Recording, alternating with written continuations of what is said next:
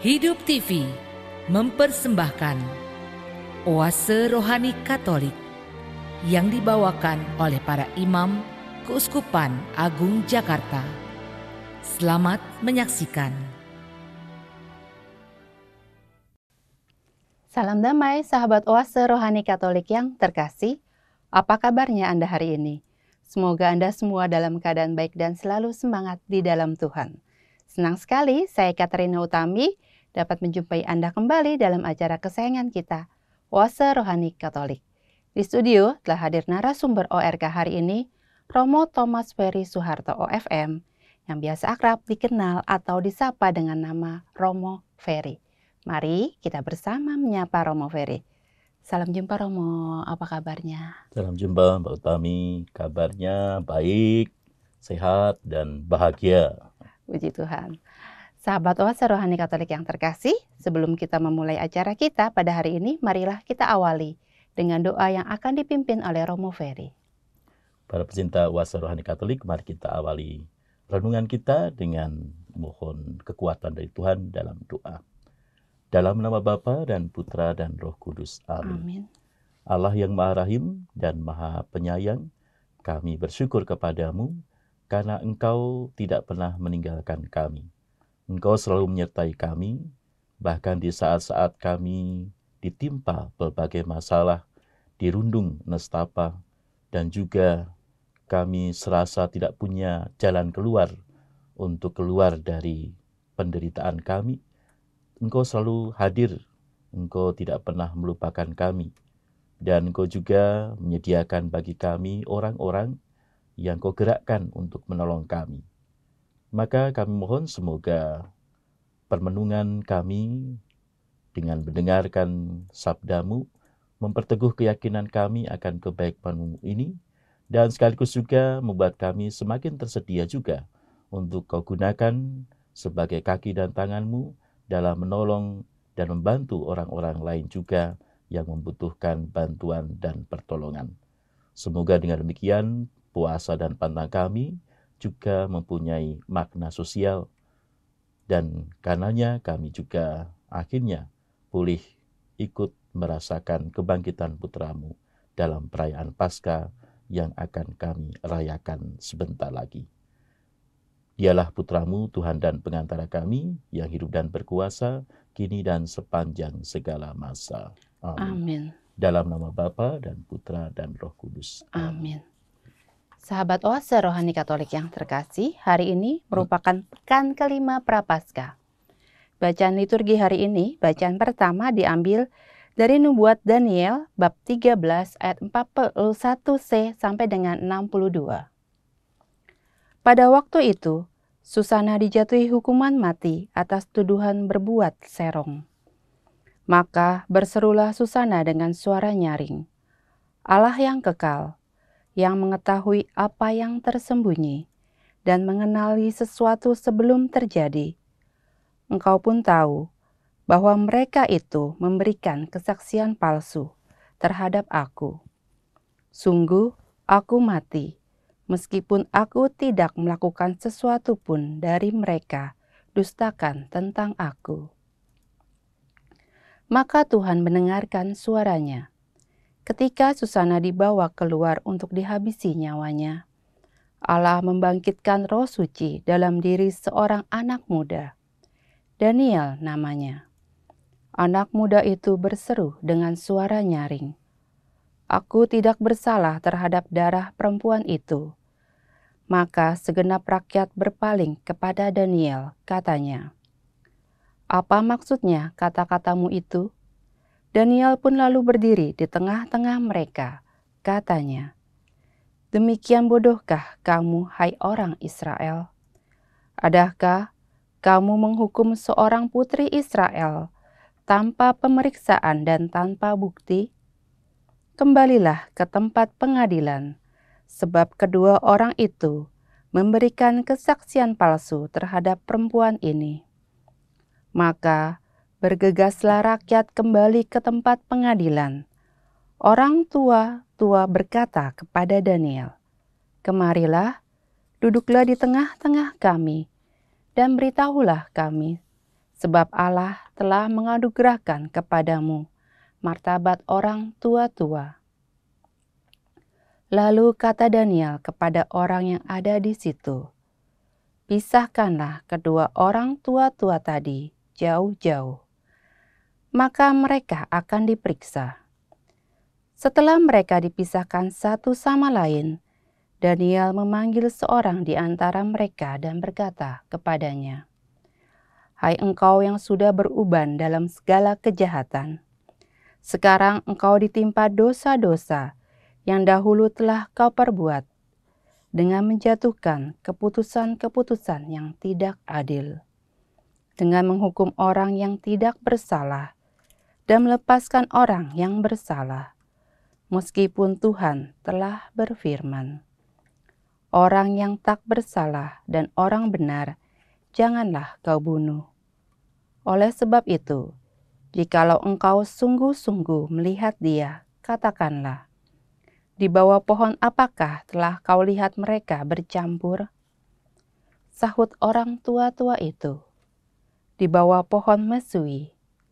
Kembali Daniel berkata, "Baguslah, engkau mendustai kepalamu sendiri, sebab malaikat Allah telah menerima firman dari Allah untuk membelah engkau." Setelah orang itu disuruh pergi, Daniel pun lalu menyuruh bawa yang lain kepadanya. Kemudian berkatalah Daniel kepada orang itu, "Hai keturunan Kanaan dan bukan keturunan Yehuda, kecantikan telah menyesatkan engkau, dan nafsu birahi telah membengkokkan hatimu. Kamu sudah biasa berbuat begitu dengan putri-putri Israel, dan mereka pun terpaksa menuruti kehendakmu karena takut. Tetapi putri Yehuda ini tidak mau mendukung kefasikanmu. Oleh sebab itu, katakanlah kepadaku, di bawah pohon apakah telah kau dapati mereka bercampur?" Sahut orang tua-tua itu, "Di bawah pohon berangan." Kembali Daniel berkata, "Baguslah engkau mendustai kepalamu sendiri. Sebab malaikat Allah sudah menunggu-nunggu dengan pedang terhunus untuk membahan engkau supaya engkau binasa." Maka berserulah seluruh himpunan itu dengan suara nyaring. Mereka memuji Allah yang menyelamatkan siapa saja yang berharap kepadanya. Serentak mereka bangkit melawan kedua orang tua-tua itu, sebab Daniel telah membuktikan dengan mulut mereka sendiri bahwa mereka telah memberikan kesaksian palsu. Lalu mereka diperlakukan sebagaimana mereka sendiri mau mencelakakan sesamanya. Sesuai dengan Taurat Musa, kedua orang itu dibunuh. Demikian pada hari itu diselamatkan darah yang tak bersalah. Demikianlah sabda Tuhan. Syukur kepada Allah. Sahabat Oase Rohani Katolik yang terkasih, sekarang marilah kita siapkan hati dan pikiran kita, karena sebentar lagi Romo Ferry akan membacakan Injil untuk kita. Terpujilah Kristus Tuhan, Sang Raja kemuliaan kekal. Terpujilah Kristus Tuhan, Sang Raja kemuliaan kekal. Aku tidak berkenan kepada kematian orang fasik, melainkan kepada pertobatannya lah aku berkenan supaya ia hidup. Terpujilah Kristus Tuhan, Sang Raja kemuliaan kekal. Tuhan sertamu. Dan sertamu juga. Inilah Injil Yesus Kristus menurut Yohanes. Dimuliakanlah Tuhan. Sekali peristiwa, Yesus pergi ke Bukit Zaitun, dan pagi-pagi benar ia berada lagi di Bait Allah, dan seluruh rakyat datang kepadanya. Yesus duduk dan mengajar mereka. Maka ahli-ahli Taurat dan orang-orang Farisi membawa kepada Yesus seorang perempuan yang kedapatan berbuat zina. Mereka menempatkan perempuan itu di tengah-tengah, lalu berkata kepada Yesus, "Rabi, perempuan ini tertangkap basah ketika ia sedang berbuat zina. Musa dalam hukum Taurat memerintahkan kita untuk melempari dengan batu perempuan-perempuan yang demikian. Apakah pendapatmu tentang hal ini?" Mereka mengatakan hal itu untuk mencoba Yesus, supaya mereka memperoleh sesuatu untuk menyalahkannya. Tetapi Yesus membungkuk, lalu menulis di tanah dengan jarinya. Dan ketika mereka terus-menerus bertanya kepadanya, ia pun bangkit berdiri, lalu berkata kepada mereka, "Barang siapa di antara kamu tidak berdosa, hendaklah ia yang pertama melemparkan batu kepada perempuan itu." Lalu Yesus membungkuk pula dan menulis di tanah. Tetapi setelah mendengar perkataan itu, pergilah mereka seorang demi seorang, mulai dari yang tertua. Akhirnya tinggallah Yesus seorang diri dengan perempuan itu yang tetap di tempatnya. Lalu Yesus bangkit berdiri dan berkata kepadanya, "Hai perempuan, di manakah mereka? Tidak adakah seorang yang menghukum engkau?" Jawabnya, "Tidak ada, Tuan." Lalu kata Yesus, "Aku pun tidak menghukum engkau. Pergilah dan jangan berbuat dosa lagi mulai dari sekarang." Demikianlah Injil Tuhan. Terpujilah Kristus. Sahabat Oase Rohani Katolik yang terkasih, sekarang marilah kita dengarkan permenungan yang akan disampaikan oleh Romo Ferry. Para pencinta dan sahabat Oase Rohani Katolik dimanapun Anda berada, hari ini kita mendapatkan bacaan yang semua tokohnya itu adalah wanita atau perempuan.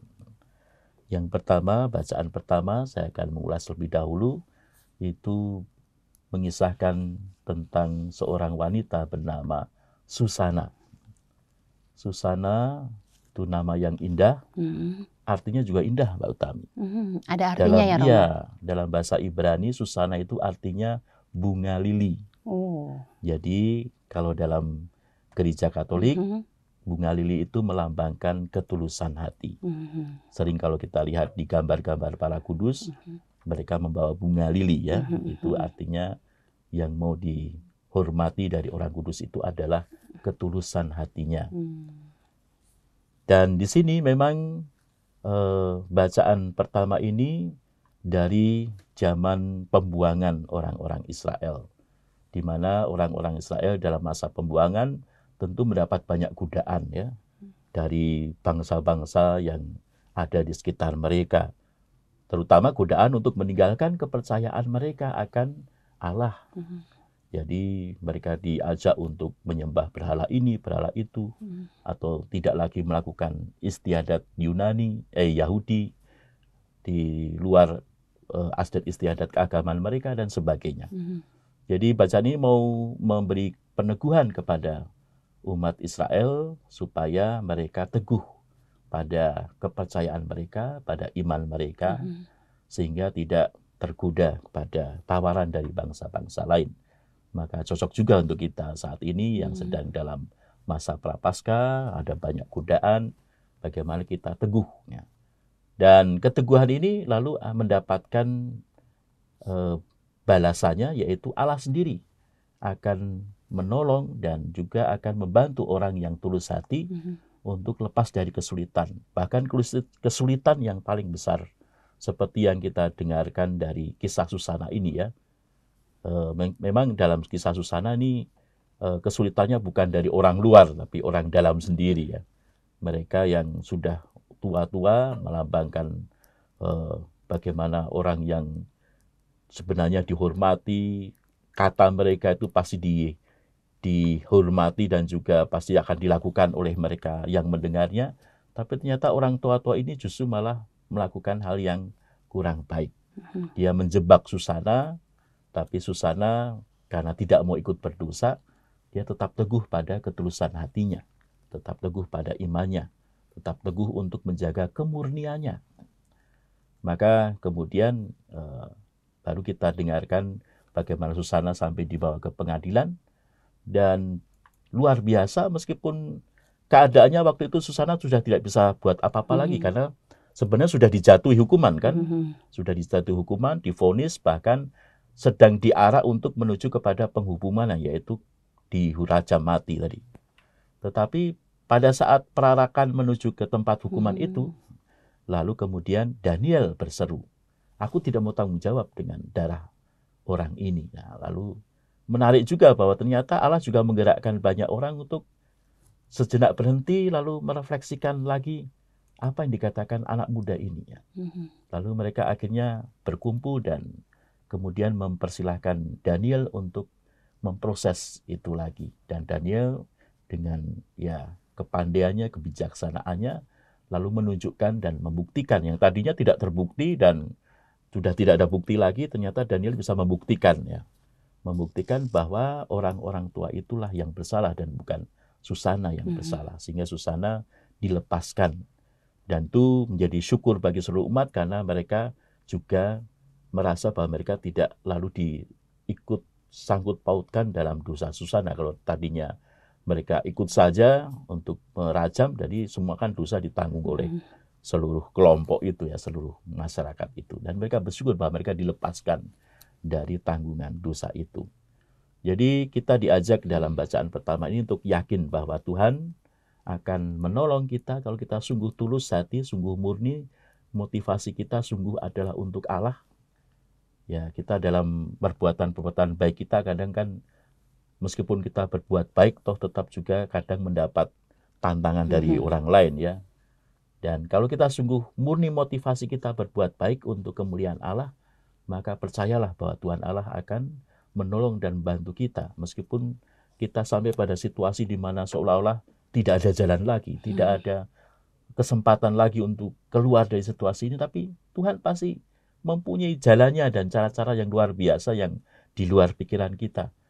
Bahkan Tuhan memakai Daniel, orang muda, yang sebenarnya pada zaman itu tidak terlalu banyak berpengaruh ya. Orang lebih banyak mendengarkan orang tua-tua itu. Maka ketika orang tua mengatakan dia bersalah, ya semua ikut saja ya. Tapi Daniel itu bisa menggugah hati orang-orang untuk sebentar, kita pikirkan lebih lanjut dulu, kita kaji lebih dalam lagi.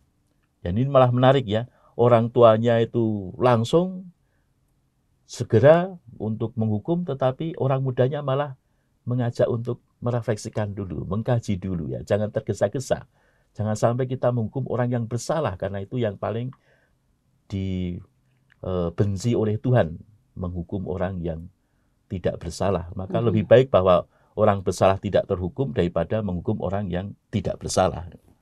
Maka dalam pengadilan pun kita berusaha supaya jangan sampai ada orang tidak bersalah menjadi korban, karena itu lebih berat. Lebih baik kita tidak menghukum orang berdosa daripada menghukum orang yang tidak berdosa. Karena itu ya, inilah menariknya bahwa Tuhan memakai orang yang dianggap pada waktu itu bukan apa-apa, tapi dipakai Tuhan untuk bisa menyadarkan. Jadi Tuhan bisa memakai siapa saja, dan itu juga mendorong kita untuk tersedia untuk dipakai Tuhan. Kita jangan mengatakan, oh saya ini belum punya kemampuan, oh saya ini apalah saya ini ya. Semua yang kecil, yang lemah pun bisa dipakai Tuhan untuk sesuatu karya besarnya. Saya jadi teringat apa yang dikatakan Santo Fransiskus Assisi.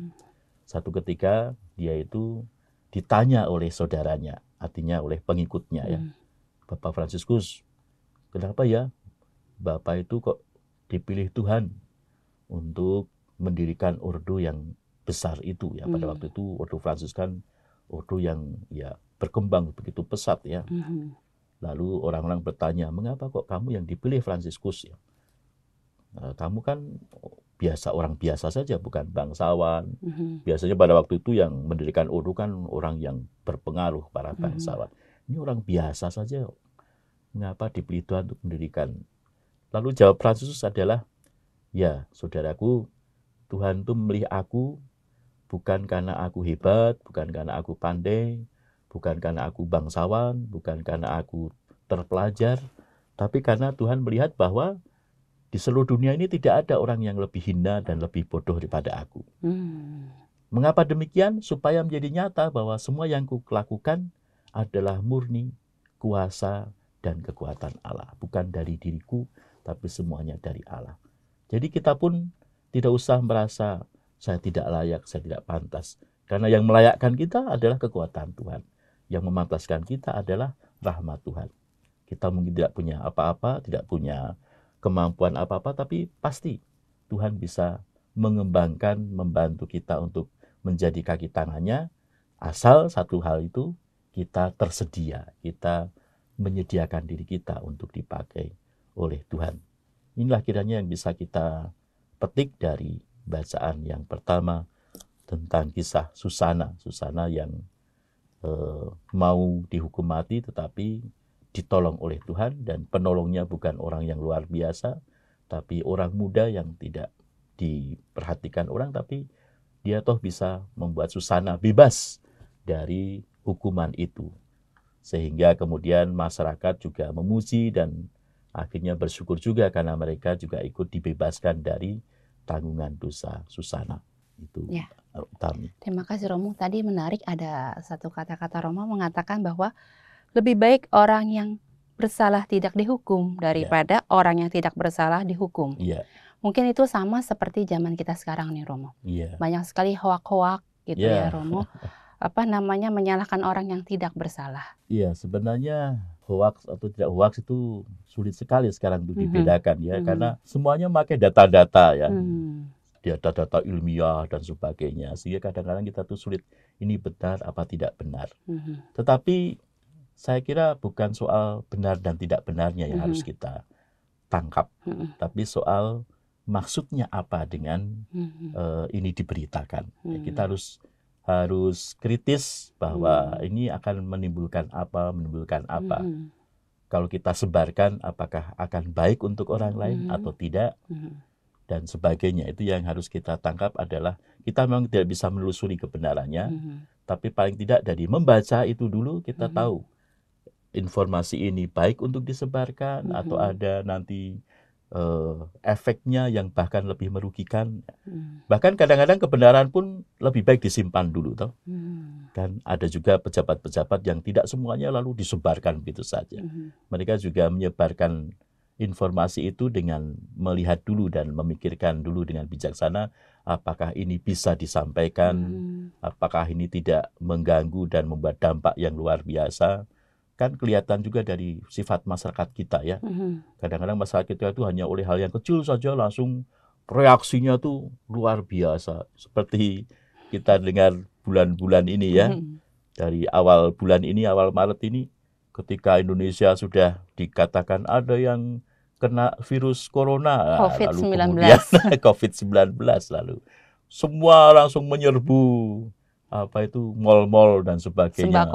Sembako habis lalu masker menjadi mahal, apa yang cairan itu hand sanitizer itu menjadi mahal. Padahal yang lucu kan masker itu kan juga tidak berpengaruh untuk menangkal kan. Dia lebih baik untuk yang sakit ya, bukan untuk yang tidak sakit ya. Jadi apakah itu lalu akan membuat dampak yang negatif atau dampak positif, itu yang harus kita pikirkan. Jadi kalau misalnya itu benar dan baik pun, kalau dampaknya negatif mungkin kita harus memberikannya dengan bahasa yang membuat orang tidak lalu kena dampak yang negatif itu. Saya kira itu yang perlu kita, jadi berpikir lebih luas lah, bukan hanya soal mencari benar tidak benar, tapi berpikir yang lebih luas. Jangan sampai lalu membuat sesuatu yang negatif yang membuat orang yang sebenarnya tidak harus takut jadi takut dan sebagainya, seperti orang yang tidak bersalah lalu menjadi korban seperti itu. Bahkan kan ada tulisan menarik dari Anthony de Mello itu cerita di mana ada percakapan antara wabah itu dipersonifikasikan jadi seperti orang dengan Tuhan Allah misalnya, lalu Tuhan tanya, wabah kamu kemana? Saya mau ke kota itu, mau menyebarkan wabah. Tapi sebentar dulu, kamu mau membuat atau mengambil korban berapa dulu? Saya ambil korban 1.000 boleh nggak? Ya udah silakan 1.000. Lalu dia ke kota itu dan ketika pulang, Tuhan protes, loh kamu kok bukannya 1.000 yang kau ambil, mau sampai 50.000, bagaimana? Lalu wabah itu mengatakan, Tuhan, saya tuh ambil hanya 1.000. Sisanya yang 49.000 itu mati karena ketakutan, bukan karena wabah saya. Jadi itu lalu. Jadi karena ketakutan bukan karena wabahnya. Jadi jangan sampai orang yang sebenarnya tidak apa-apa, lalu karena informasi itu, kemudian menjadi takut dan akhirnya dia jadi korban itu ya.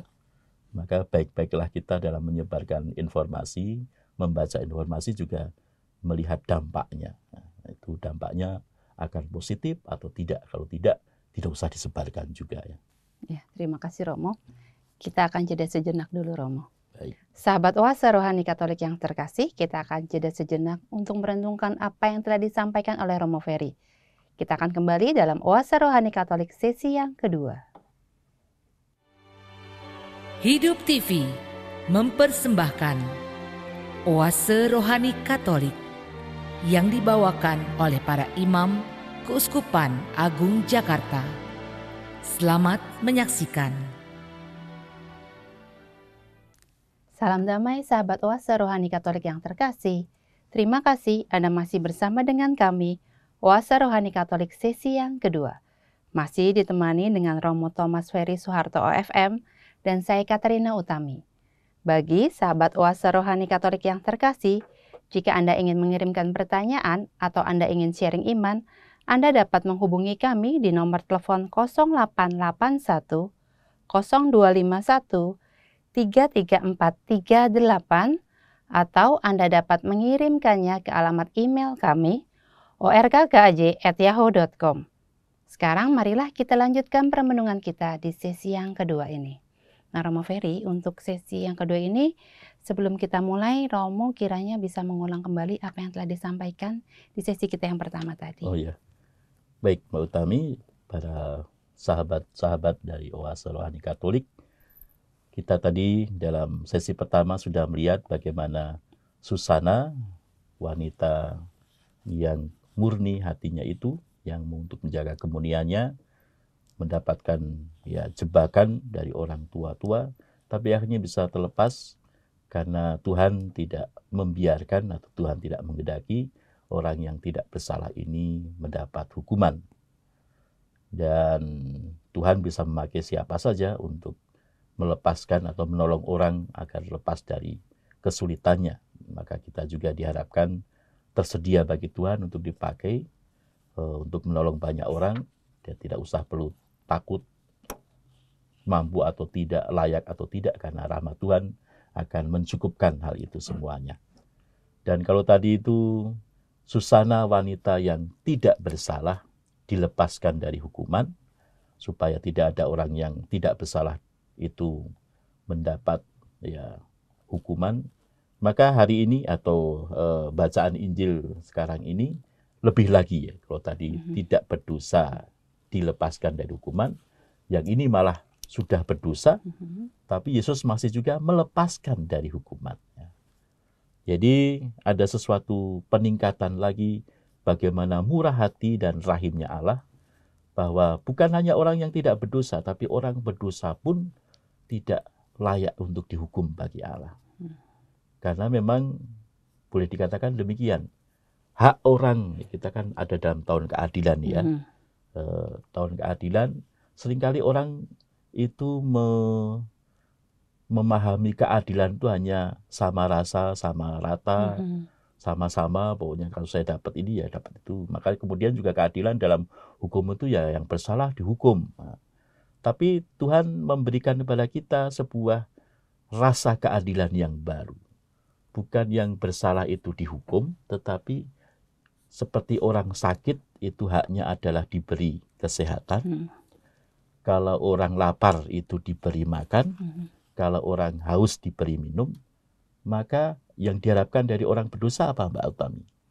Yang diharapkan dari orang berdosa ya diampuni berarti ya Romo. Diampuni karena supaya menjadi baik ya. Jadi seorang lapar dikasih makan supaya kenyang, jadi Mhm. baik.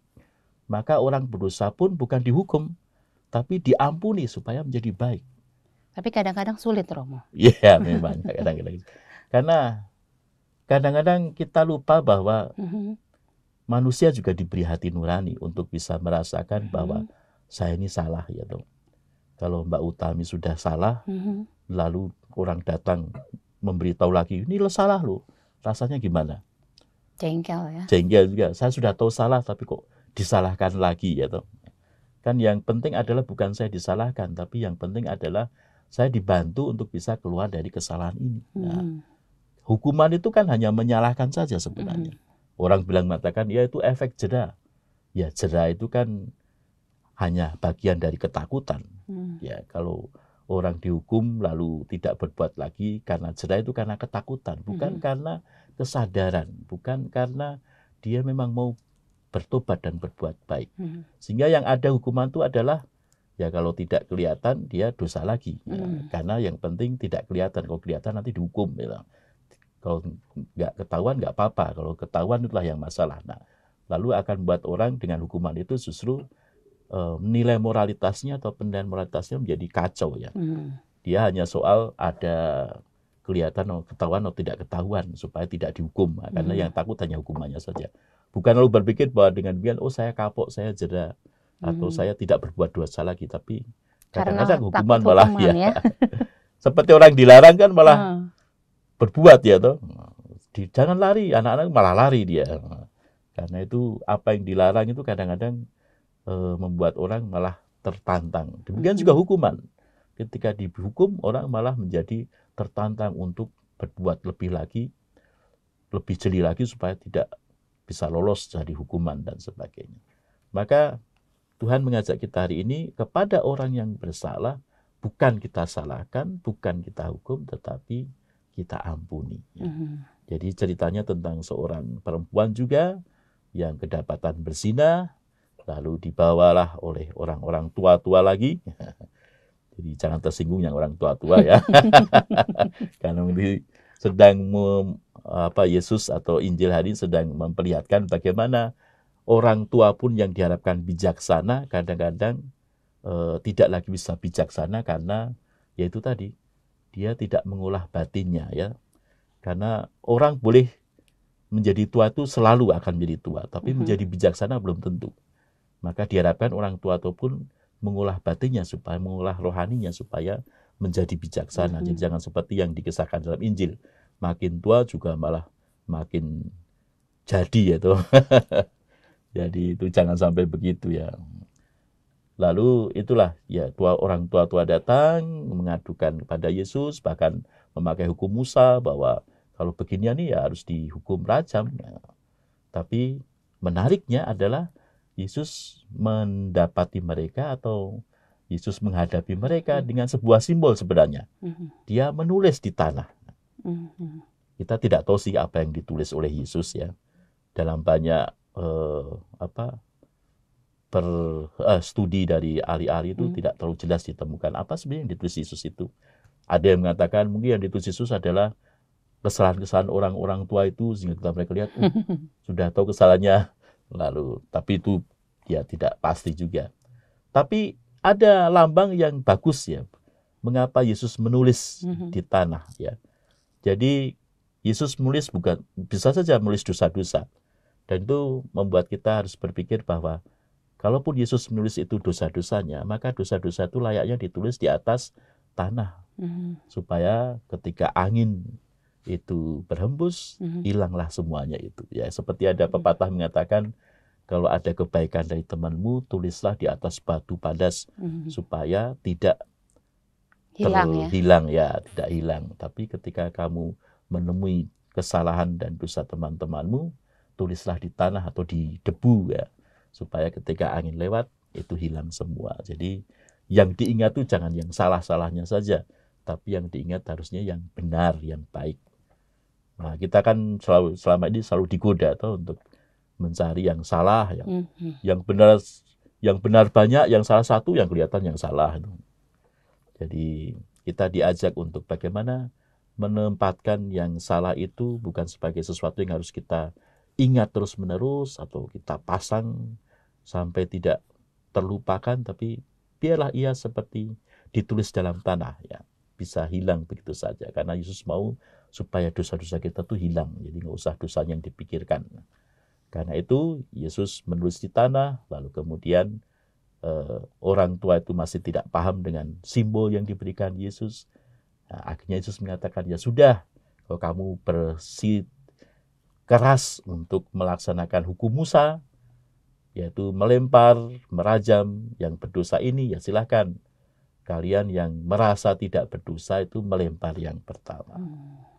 Sekali lagi, orang tua ditegur oleh Yesus hari ini, karena lalu dikatakan dalam Injil itu, mulailah mereka pergi satu persatu, mulai dari yang mana? Mulai dari yang tertua. Jadi mulai yang tertua hendaknya menyadari bahwa semakin kita tua, semakin kita juga berdosa, maka semakin berbelas kasih kepada yang lain, semakin mengampuni yang lain. Sehingga ya ini juga resep untuk saudara-saudara kita yang sudah lansia, ya. Orang lansia itu kan memang segalanya sudah mulai lemah, ya toh. Pikirannya sudah mulai lupa, ya toh, sudah mulai pikun. Lalu juga matanya sudah mulai kabur, telinganya sudah mulai tidak bisa dengar, ya. Yaitu menandakan sebenarnya seolah-olah kita semakin tua terus semakin tidak usahlah memegang sesuatu yang tidak begitu baik, ya. Jadi gosip-gosip nggak usah didengerin lagi. Hal-hal yang tidak menarik, yang membuat kita tergoda itu yang nggak usah dilihat lagi. Supaya lalu dengan kaburnya mata, dengan telinga yang kurang lagi mendengar, lalu kita lebih terpusat pada Tuhan Allah, ya. Lalu dosa-dosa itu juga nggak usah diingat-ingat terus, lepaskan saja, lupakan saja. Ampuni, ya. Ampuni sebanyak-banyaknya, sehingga masa tua itu menjadi masa yang bahagia. Karena tidak lagi mengeluh ini dan itu, tapi semua diterima dengan tenang. Yang tadinya berdosa ya sudah diampuni, sudah terlalu menyakitkan hati lagi, dan sebagainya. Sehingga kemudian masa tua menjadi masa yang bahagia. Nah, jadi itu, ya, orang yang berdosa pun hendaknya bukan dihukum, tetapi diberi pengampunan. Kalau kita menyadari bahwa kita semua adalah orang yang berdosa, maka kita juga harus menyadari bahwa kalau kita berdosa, kita merasakan bahwa kita menyadari kita berdosa, maka kita sendiri pasti akan sakit hati kalau orang datang menyalahkan kita lagi. Sehingga kalau semakin banyak orang menyalahkan, kita semakin sepertinya tidak ada harapan, dan lalu kemudian ya lebih baik saya bunuh diri atau apa, selesai. Tapi kalau kita datang pada orang yang berdosa, memberi harapan, ya, memberi peneguhan, ayo kamu bisa bangkit lagi. Nah, itu lebih berguna daripada kita menyalahkan terus, ya.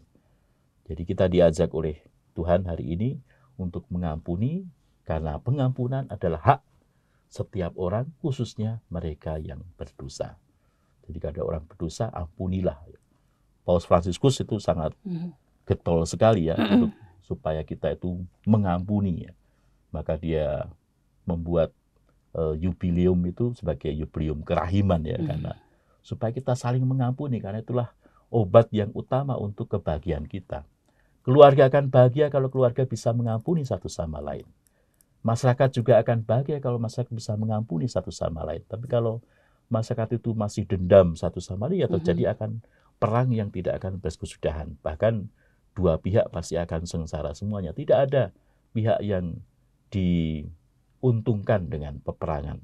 Karena itu apapun kesalahannya mari kita ampuni, supaya kita lalu menjadi bahagia, bisa hidup bersama dengan baik, saling memperhatikan satu sama lain, dan membuat orang yang berdosa pun mempunyai kondisi untuk bisa bangkit lagi. Itulah tujuan masa Prapaskah yang sedang kita jalankan. Tuhan tidak menghukum kita, Tuhan menyediakan tempat, sarana, waktu bagi kita, agar kita kemudian bisa bangkit lepas dari kesalahan-kesalahan kita. Bukan hanya kita, tapi juga saudara-saudara kita. Kalau kita mengampuni, maka kita juga akan diampuni. Ya. Kalau kita menyediakan pemahaman pada orang lain, maka kita juga akan dipahami. Dengan demikian lalu tidak hanya saya, tapi orang lain dan juga gereja, masyarakat kita mengalami misteri kebangkitan Tuhan. setelah masa prapaskah ini. Itulah yang bisa kita ambil, bisa kita petik dari Injil Yohanes ini ya. Jadi Yesus yang bahkan kepada wanita yang berdosa pun dia tidak memberikan hukuman. Ya, terima kasih Romo.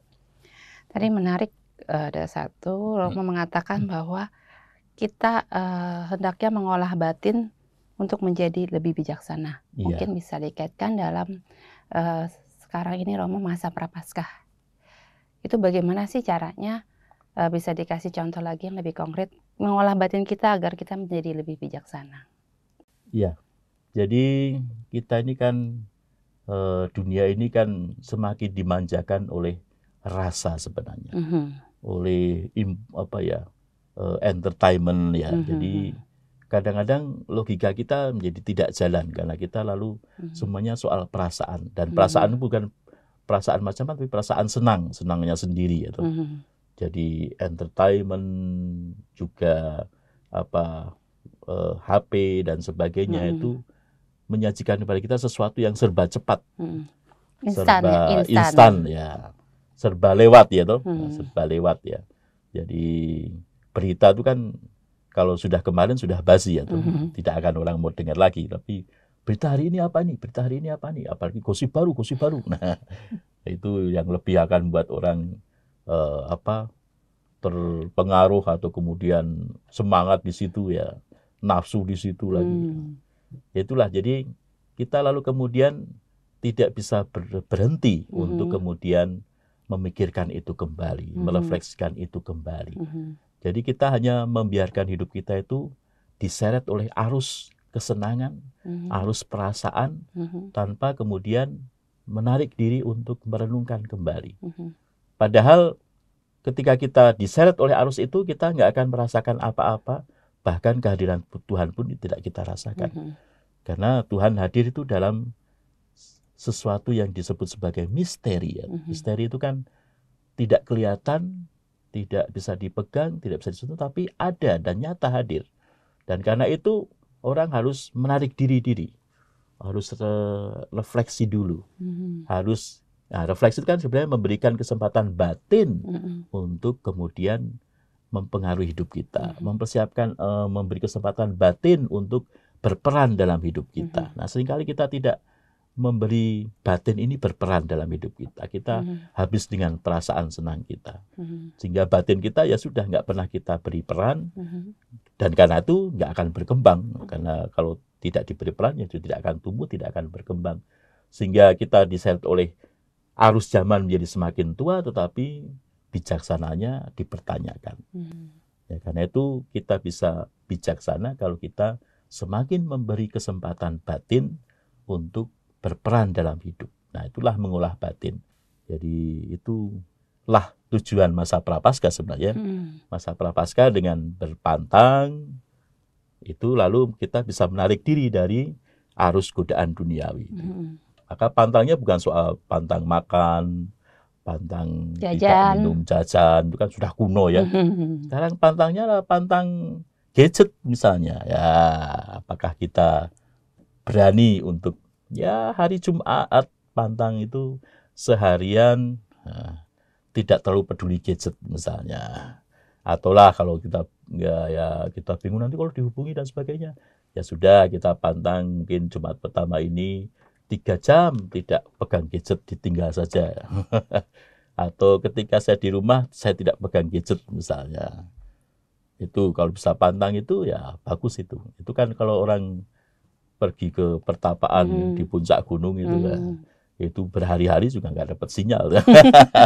Itu pantang betul. Tapi damai di situ ya. Saya juga pernah merasakan ketika diminta untuk asistensi di Papua misalnya, sampai di satu daerah tidak ada sinyal sama sekali. Sama sekali nggak dapat sinyal. Sama sekali nggak ada sinyal.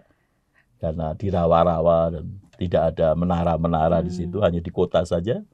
Jauh dari kota ya sudah tidak dapat sinyal. Tapi ya rasanya senang ya, rasanya nyaman, bahagia. Kalau orang masih bisa bahagia meskipun tidak pegang gadget, ya itulah orang itu masih diharapkan bisa mendapatkan kebahagiaan. Tapi kalau orang sudah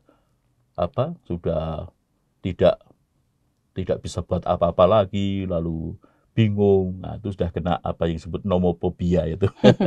Penyakit baru ya, karena tidak ada gadget ya. Jadi sudah gelisah, sudah macam-macam ya, bahkan lalu tidak bahagia karena bingung tidak pakai gadget ya.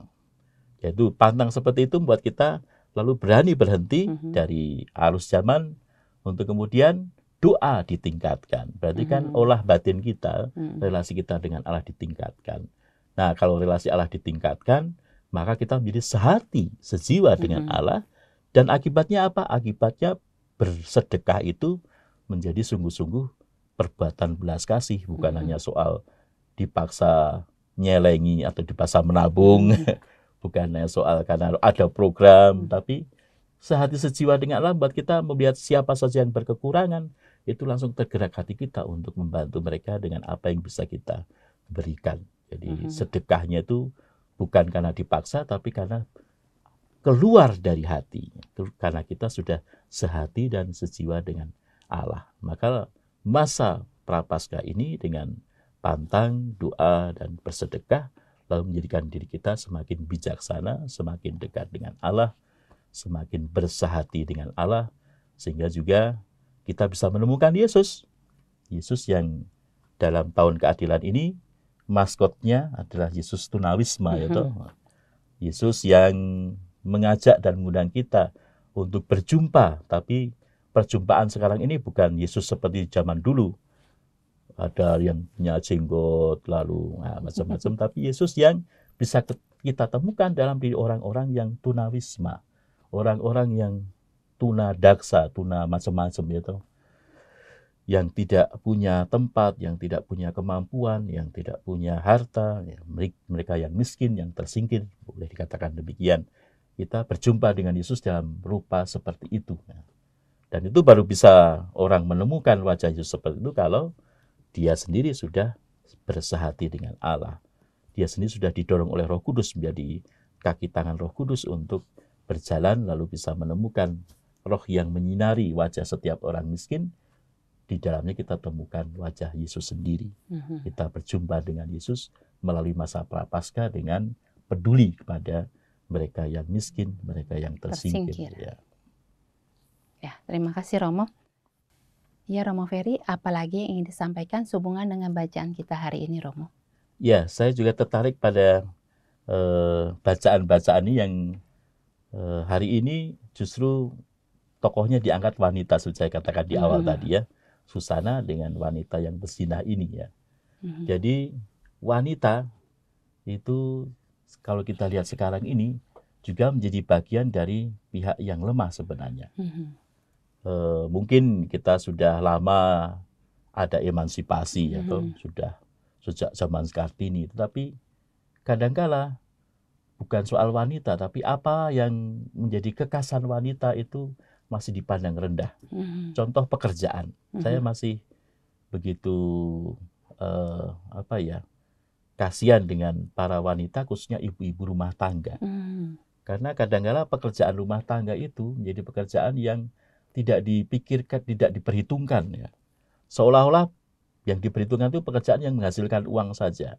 Maka seringkali suami-suami juga, aku kan udah kerja, aku kan udah cari uang. Lalu seenaknya lah dengan istrinya yang hanya kerja rumah tangga, yang hanya ya kan, orang dibilang hanya.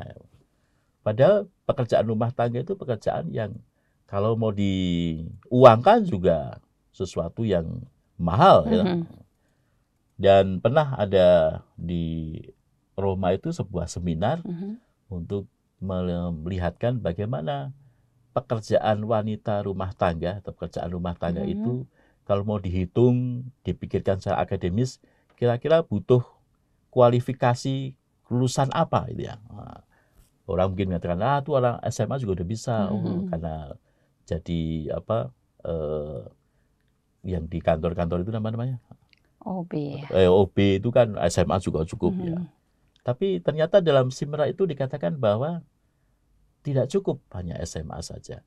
Kalau kita lihat seorang wanita dalam kerjaannya sebagai ibu rumah tangga itu setara dengan manajer sebenarnya. Bahkan manajer keuangan pun tidak akan lebih hebat daripada ibu-ibu rumah tangga. Kalau manajer keuangan kan rugi harus utang, ya toh. Mhm. Kalau pendapatan kecil lalu biaya tinggi maka harus berhutang, tambah modal lagi. Mhm. Ibu rumah tangga mana ada? Harus Gajinya cukup. suami mau banyak mau sedikit ya selalu cukup gitu. Harus Romo. Harus cukup. Maka itu mengatakan luar biasa, ibu-ibu ini manajer yang luar biasa, manajer keuangan yang luar biasa. Jadi kalau diikuti begitu, maka ibu rumah tangga itu setara dengan lulusan S2, Mhm. master itu. Jadi bukan hanya sesuatu yang dipandang rendah saja ya.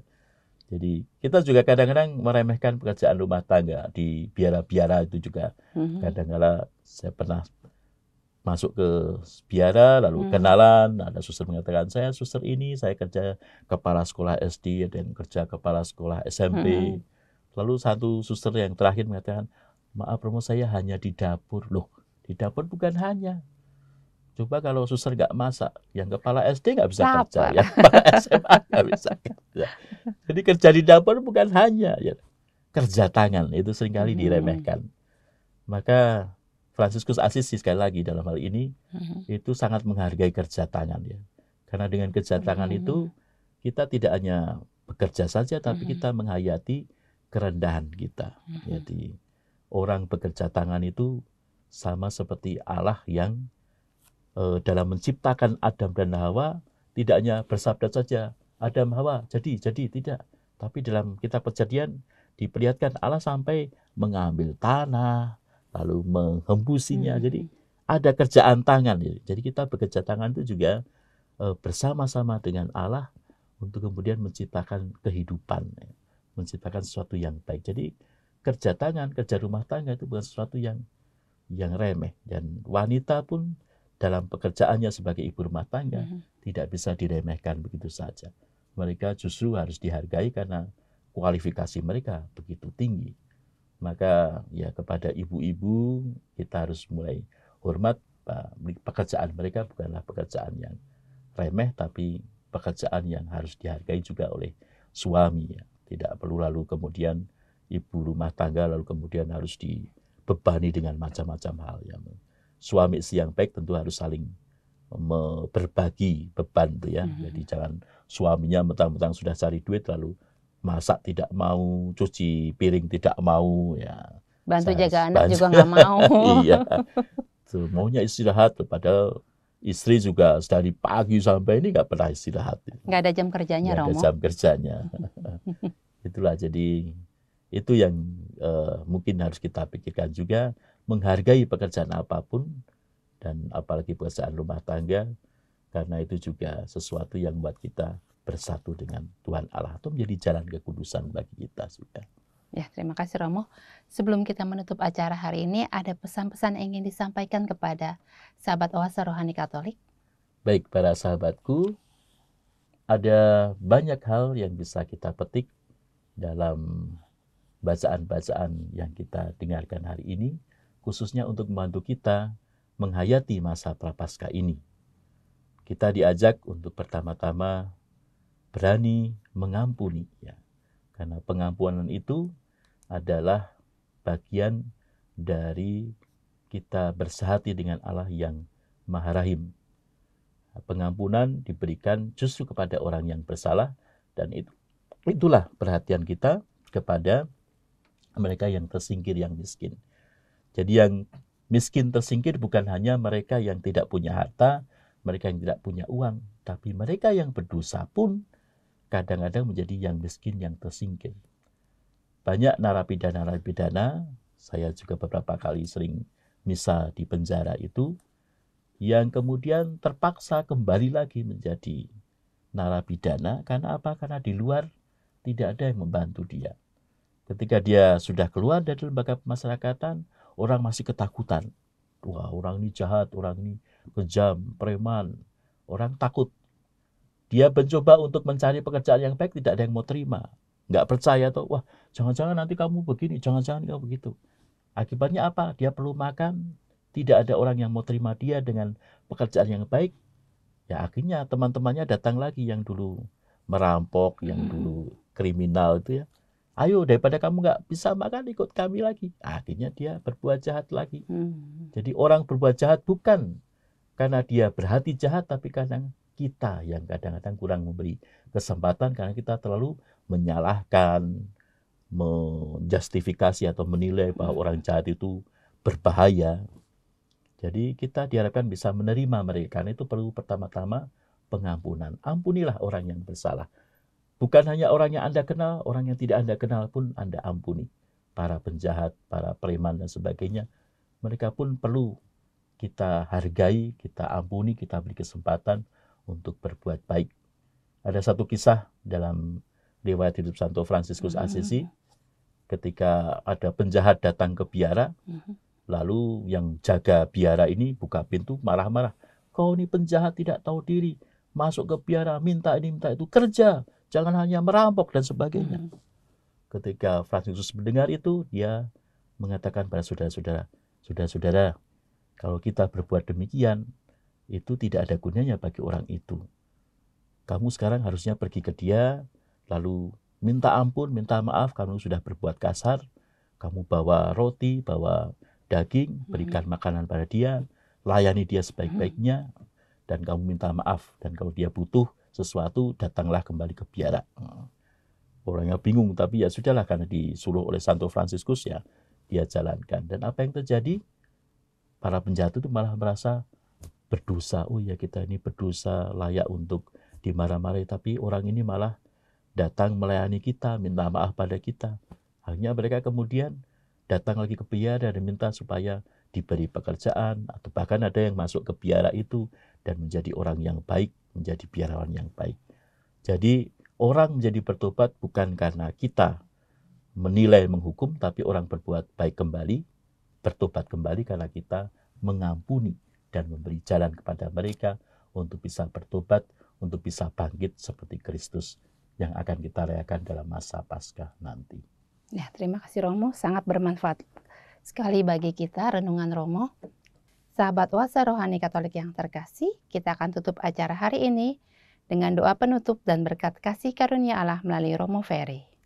Mari kita berdoa. Dalam nama Bapa dan Putra dan Roh Kudus. Amin. Allah yang mengasihi di surga, kami bersyukur karena Engkau mengampuni kami. Dan pengampunan-Mu itu membuat kami pun harus bisa mengampuni orang lain.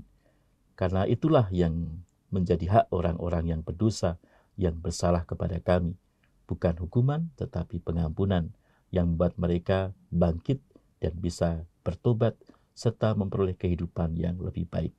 Semoga kami Kau ajari pula untuk semakin mampu mengampuni, dan dengan demikian kami juga semakin mampu mencintai, tidak hanya orang-orang yang baik kepada kami, tapi bahkan musuh pun kami cintai, seperti apa yang Engkau ajarkan dan Engkau teladankan. Dengan demikian kami semakin mampu merasakan misteri Paskah Putramu yang akan kami rayakan dalam perayaan Paskah yang akan kami jelang. Semoga Engkau merayakan kami, supaya kami dapat merayakannya dengan hati yang pantas, dan dengan demikian kami juga semakin mendapatkan rahmat kebangkitan Putramu yang membangkitkan kami juga, dan membuat kami semakin hidup dalam kesucian dan kebahagiaan.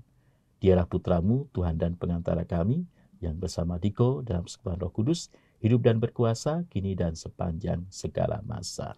Amin. Dan semoga kita semua, para sahabat-sahabatku, dan juga orang-orang yang ada di sekitar kita, bahkan juga khususnya orang-orang miskin dan semesta alam, diberkati, dilindungi, dan dibimbing oleh berkat Allah yang Maha Kuasa, Bapa dan Putra dan Roh Kudus. Amin. Demikianlah acara Oase Rohani Katolik kita pada hari ini. Semoga apa yang telah disampaikan oleh Romo Ferry dapat membantu menghayati iman kita di masa Prapaskah ini. Akhir kata, Romo Thomas Ferry Soeharto OFM dan saya Katarina Utami pamit undur diri. Mari amalkan Pancasila, kita adil, bangsa sejahtera. Demikianlah Oase Rohani Katolik yang dibawakan oleh para imam Keuskupan Agung Jakarta. Tuhan memberkati.